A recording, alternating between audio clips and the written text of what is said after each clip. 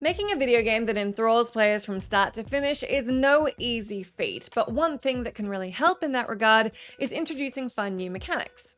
These might be unique twists on the core gameplay, some nifty new weapons, or an ability that makes your enemies tremble before you in pant-wetting fear.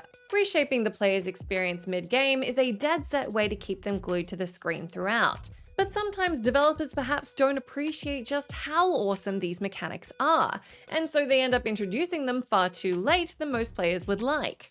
Thankfully, at least in some of these cases, modders have worked their magic to make sure that you can get your hands on these mechanics and items earlier. I'm Jess from WhatCulture, and here are 10 awesome video game mechanics introduced way too late. Number 10. Supercharged Gravity Gun, Half-Life 2. There's absolutely no denying that Half-Life 2's gravity gun is probably one of the best weapons in gaming. Gordon Freeman receives the weapon relatively early on in the game, and its physics manipulating potential ultimately became one of Half-Life 2's most praised elements. But in the game's penultimate level, the gravity gun receives a nifty dark energy upgrade, allowing you to manipulate considerably larger objects and, best of all, use it against organic matter, letting you throw Combine soldiers around like toys. It's insanely fun, even if it is also a massive shame that such a ludicrously inspired weapon would only be introduced for a brief stint towards the end of the game. Unsurprisingly, it wasn't long before Enterprising fans released their own mods which allowed players to use the supercharged gravity gun for the entirety of Half-Life 2, because its official canonical use is just too damn short. Number 9. Gil Up Materia, Final Fantasy VII Remake. Gil Up is a materia in Final Fantasy VII Remake that immediately doubles the amount of currency, that is gil, dropped by any defeated enemy. Sounds great, right? Except that it's introduced in the game's 16th chapter, The Belly of the Beast, and the game only has 18 chapters. The materia is obtained by beating one of the challenges in the combat simulator within the Shinra building, and while in theory it has the potential to be massively useful, by this point in the game, there's basically nothing left you absolutely need to buy in order to beat it. Gil Up certainly would have been fantastically helpful were it given to players, say, midway through Final Fantasy VII Remake, but arriving in its mostly linear final few hours? It feels a little bit like Square Enix trolling their own fans, honestly. Number 8. Summon ELEANOR PLASMID, BIOSHOCK 2. BIOSHOCK 2 is a perfectly fine sequel to an excellent game, but it only reaches fist-pumping levels of awesomeness in its penultimate level Outer Persephone. That's when you get your hands on the game's last plasmid. This plasmid power, Summon ELEANOR, grants players the ability to summon Big Sister Eleanor, one of Rapture's most powerful entities, and whose abilities include telekinesis, fireballs, and teleportation. Eleanor is also invincible and can be summoned ad infinitum to do your bidding, effectively trivializing the rest of the game's combat encounters, but in a way that's still extremely fun. Given that BIOSHOCK 2 is a relatively unchallenging game even on higher difficulties, there's not really any risk of damaging the experience by making Summon Eleanor available a couple of hours earlier. It's a mechanic that immediately makes combat so much more dynamic and entertaining. It's just such a shame we only got access to it for a sliver of our playtime.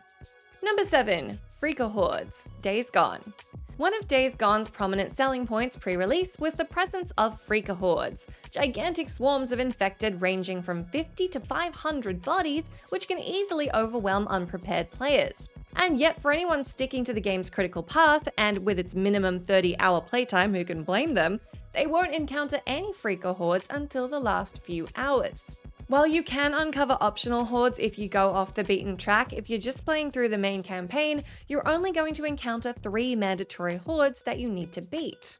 For anyone wanting to cut through the critical path, because 30 hours is plenty of game for a lot of people, it's pretty damn underwhelming that one of Days Gone's most advertised mechanics basically feels like a footnote.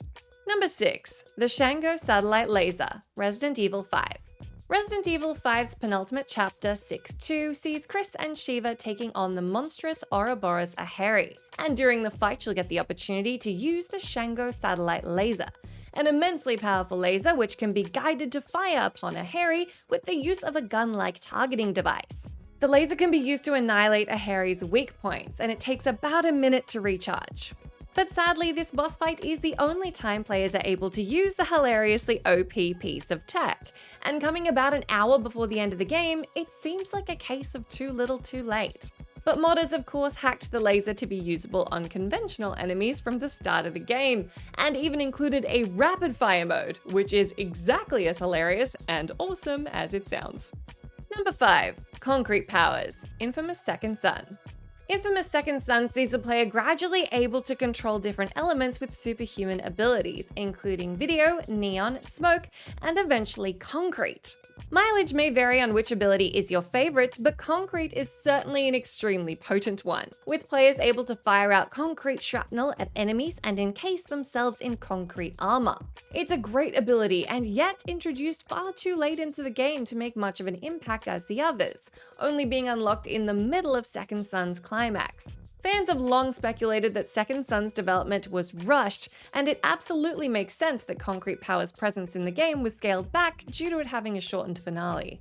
The little time we got to use the Concrete Power is certainly a lot of fun, we just wish that it had shown up much earlier. Number 4. The High Frequency Blade, Metal Gear Solid 2: Sons of Liberty. Hideo Kojima sure knows a thing or two about incredible weapons and gadgets, and in Metal Gear Solid 2, players are eventually gifted the High Frequency Blade, a sword reinforced by a strong alternating current, allowing the user to cut through any material like butter and even deflect bullets. Raiden is given the sword by Solid Snake in the final hour or so of the game, and though you get a few ripe opportunities to use it, both cutting through soldiers and using it to battle the game's final boss, Solidus Snake, it's nowhere near enough time for such an incredible and fun to use piece of weaponry.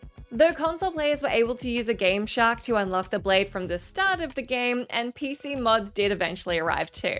Reserving such a kick-ass weapon for the final passages of the game was a sure mistake, especially as it hasn't reappeared in any of the mainline sequels since. Number 3. Controlling Rats, A Plague Tale: Innocence. A Plague Tale: Innocence is admittedly primarily a stealth game, in which siblings Amicia and Hugo attempt to flee from both French Inquisition soldiers and hordes of rats carrying the Black Plague in 14th century France. However, in the 14th chapter, about an hour from the end of the game, Hugo gets the ability to control rats, wherein he can form a path or even stick them on soldiers. While players are given only a few brief opportunities to use the ability in the final segment of the game, it's a ludicrously entertaining ability, and one that feels well earned after hours and hours of stealth-driven gameplay. Though in that respect, it's easy to appreciate the design decision of holding this ability back until the game's end, it still feels like a little bit of a shame that we only got a few fitful sequences to use it. If you feel that way, then at least the upcoming sequel, A Plague Tale: Requiem, will hopefully give us a few more opportunities to use the ability. Number 2. Flying Mounts, Horizon Forbidden West. Horizon Forbidden West is a largely entertaining sequel that offered up some modest, incremental improvements to the original game. Yet its most jaw-dropping new mechanic was sadly relegated to the very end of the campaign. In the final hour of the game, Aloy unlocks the ability to use sun wings, allowing her to traverse massive distances quite quickly.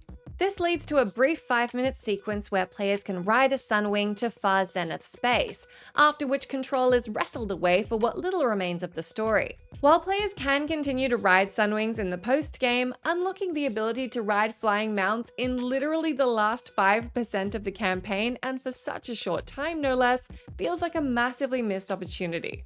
A huge-scale set piece could have been designed around the ability to ride sunwings, but instead their implementation feels, and let me quote this from the author of this one, Jack Pooley, "It feels a bit of a damp squib."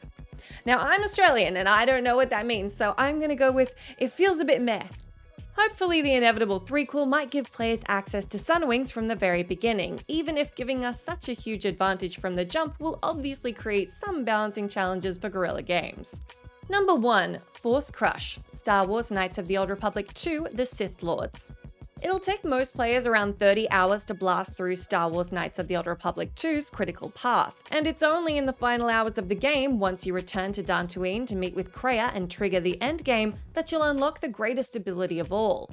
The ability you unlock will depend on whether you're light side or dark side, and look, I'm a light side devotee, but I think we can all agree the dark side powers are way more fun, and this one really synthesizes that concept.